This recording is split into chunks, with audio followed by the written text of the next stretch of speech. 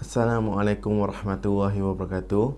Bertemu kita bagi sesi pengajaran dan pembelajaran di rumah bagi subjek Bahasa Melayu tahun 4. Bahasa Melayu tahun 4. Kita teruskan dengan tema 2, iaitu kesihatan dan kebersihan. Kesihatan dan kebersihan.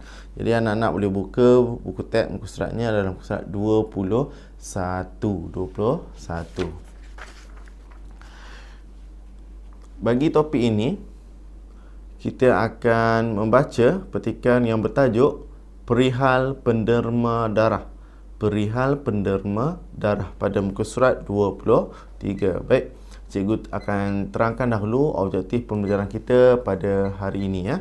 Objektif pembelajaran kita pada hari ini adalah untuk melengkapkan peta bulatan dengan isi tersurat yang tepat. Jadi anak-anak pada akhir pengajaran akan membuat satu peta bulatan. Kriteria kerjaan yang pertama, anak-anak perlu membaca petikan perihal penderma darah. Okay, anak-anak akan baca dahulu petikan perihal penderma darah. Baik, kita baca dahulu sama-sama petikan perihal penderma darah. Baik. Puan Nurul membawa anaknya Nazri yang demam ke klinik. Nazri terpandang poster syarat-syarat menderma darah. Jadi Nazri dan juga ibunya Puan Nurul telah pergi ke klinik. Okay. Apabila mereka di klinik itu, Nazri terpandang satu poster yang bertajuk syarat-syarat menderma darah. Baik, mari kita sama-sama baca isi pada poster tersebut. Seorang penderma darah perlu memenuhi beberapa syarat sebelum dibenarkan menderma darah.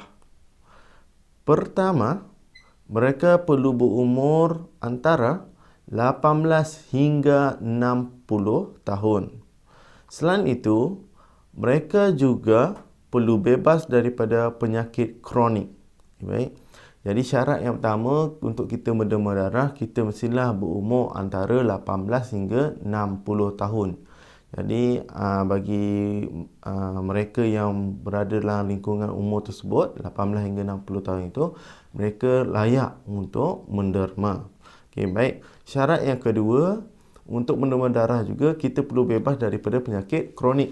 Antara penyakit kronik adalah penyakit jantung, penyakit kencing manis. Okey, itu adalah antara penyakit kronik.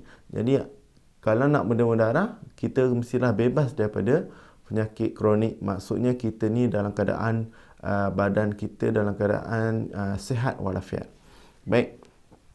Seterusnya, penderma darah juga perlu makan dan mendapat rehat secukupnya supaya tidak lemah semasa menderma darah.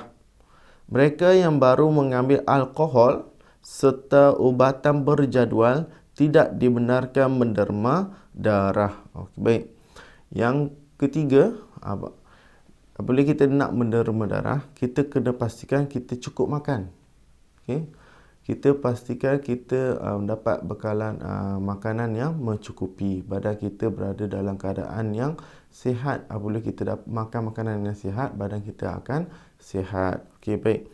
Selepas makan, yang seterusnya kita juga perlu mendapatkan rehat yang secukupnya untuk memastikan kita cukup tenaga untuk menderma darah. Okey. Dan yang seterusnya, yang kelima, okey, mereka yang baru mengambil alkohol juga tidak dibenarkan untuk menderma darah.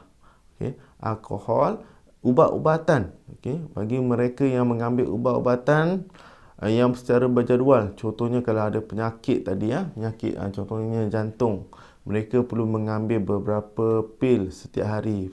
Okey, jadi bila mereka mengambil pil-pil ubatan ini, mereka tidak dibenarkan untuk menderma darah. Okay, baik.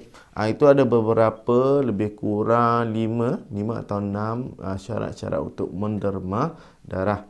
Jadi anak-anak akan baca dan seterusnya anak-anak akan mengenal pasti isi-isi yang tersurat. Okay, baik.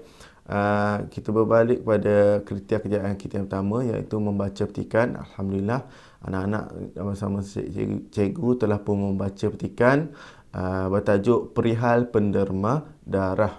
Okey. Yang kedua, anak-anak akan mengenal pasti isi-isi penting pada petikan. Okey, anak-anak baca, anak-anak kena pasti tadi, sebentar tadi dah kena pasti lebih kurang 5 atau 6 syarat-syarat penderma darah. Jadi anak-anak tolong gariskan atau catatkan isi-isi penting tersebut. Okay. Kriteria kejayaan yang ketiga, anak-anak perlu mengenal pasti isi tersurat bagi syarat derma darah. Jadi anak-anak senaraikanlah syarat-syarat untuk penderma darah itu, dan anak-anak kena pasti kerana berpandukan isi-isi penting yang anak-anak senaraikan itu, anak-anak perlu membina peta bulatan. Okay, baik. Peta bulatan yang perlu anak buat adalah berkaitan dengan syarat derma darah. Jadi anak-anak perlu senaraikanlah lebih kurang 5 atau 6 itu untuk melengkapkanlah peta bulatan itu. Okay, baik. Yang pertama tadi kita dah dapat, iaitu pertama, mestilah penderma darah berada dalam lingkungan 18 hingga 60 tahun. Yang kedua, penderma darah perlulah bebas daripada penyakit kronik. Jadi yang seterusnya, anak-anak bolehlah kena pasti maklumat-maklumat pada buku teks tersebut dan anak-anak melengkapkan peta bulatan. Okay, baik.